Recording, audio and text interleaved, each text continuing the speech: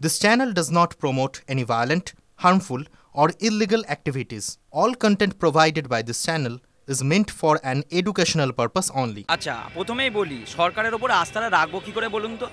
সরকারের মুখ্যমন্ত্রী যিনি, রাজ্যের সুপ্রিমো যিনি, তিনি নেতাজি ইন্ডোর স্টেডিয়ামে বলছে যোগ্যদের কারোর চাকরি যাবে না, আপনারা কালকে থেকে স্কুলে যান।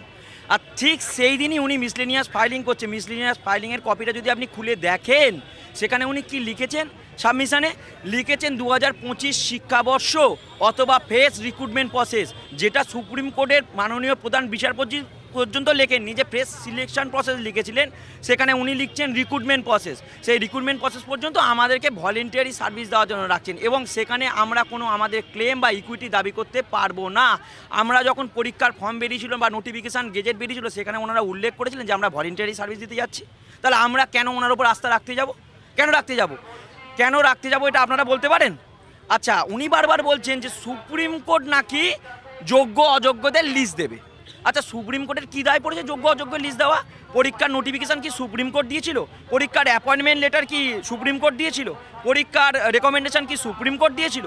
রেকমেন্ডেশন দিয়েছে আমাদের স্কুল সার্ভিস কমিশন, অ্যাপয়েন্টমেন্ট দিয়েছে আমাদের board, West Bengal board of secondary education. তাহলে আপনারাই তো সমস্ত কাজটা করেছেন, পরীক্ষা নিয়েছেন আপনারাই স্ক্যান কপি করিয়েছেন, আমাদের ওএমআর স্ক্যান কপি করেছেন। তাহলে ওনারা কেন যোগ্যদের লিস্ট দেবে? আপনারা কেন যোগ্যদের লিস্টে বার করছেন না? সেই কপিটা আপনারা আপনাদের অফিসিয়াল ওয়েবসাইট সহ সংবাদ মাধ্যম থেকে শুরু করে মিডিয়া মাধ্যমে কেন প্রকাশ করছেন না? আপনারা তো আইনি প্রক্রিয়াতে যাবেন বলছেন, তাহলে আইনি প্রক্রিয়ার সেখানে গিয়ে সুপ্রিম কোর্টে কেন যোগ্যদের লিস্ট প্রকাশ করছেন না? এটা বলে দিতে পারবেন উনি যে বলছেন যে মিরর, আমাদের যে মেন যে হার্ড ডিস্কের মিরর ইমেজ কপি, সেই কপিটা উনি বলছেন যে নাকি হারিয়ে গেছে, কমিশনাররা নাকি হারিয়ে ফেলেছেন। অথচ কালকের যখন কসবায় আন্দোলন হয়, ওনারা ফাইল করেছেন, সেখানে বলেছেন নাকি আমরা নাকি ফাইল লুট করতে গেছি।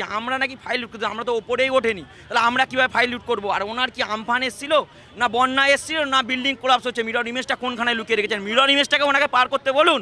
আমাদের যে 5টা দাবি, প্রধান দাবি, তারপরে আমি আপনার কোশ্চেন উত্তর দিচ্ছি।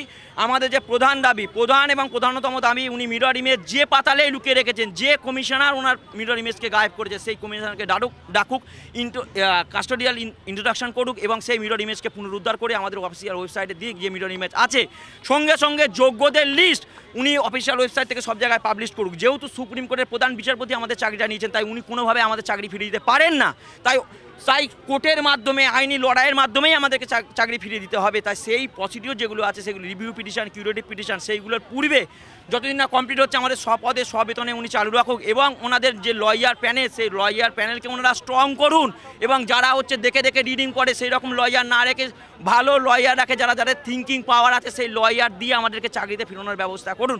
ওনারা বারবার বলছেন যে বিভিন্ন দল নাকি রাজনীতি করছে, ওনারাও তো রাজনীতি করছে, তারা সর্বদলের সঙ্গে সর্বদলীয় বৈঠক করুন, অর্ডিন্যান্স জারি করুক, সেই পদ্ধতির মাধ্যমে আমাদের চাকরিতে বহাল রাখার ব্যবস্থা করুন। দ্বিতীয় প্রশ্ন হচ্ছে, আপনারা রাস্তায় নেমেছেন এবং আগামীকালও আপনারা বলছেন এসএসসি অভিযান করবেন। রাস্তায় বিক্ষোভ দেখালে কি মনে হচ্ছে আপনাদের যে আপনারা চাকরি ফেরত পাবেন? রাস্তায় আন্দোলন করে কখনো চাকরি ফেরা যাবে না, কারণ হচ্ছে সুপ্রিম কোর্টের অর্ডারে চাকরি গেছে, তাই আইনি প্রক্রিয়ার মাধ্যমেই আমাদেরকে লড়তে হবে। সেই আইনি প্রক্রিয়ায় যাতে ওনারা কোনো ব্লান্ডার না করেন, সেই ব্লান্ডারের জন্যই আমরা এই অভিযানগুলো করছি, এবং সেই রাস্তার অভিযানের মাধ্যমে ওনাদেরকে হুঁশিয়ারি দিচ্ছি যে আপনারা এই ব্লান্ডারগুলো আর করবেন না।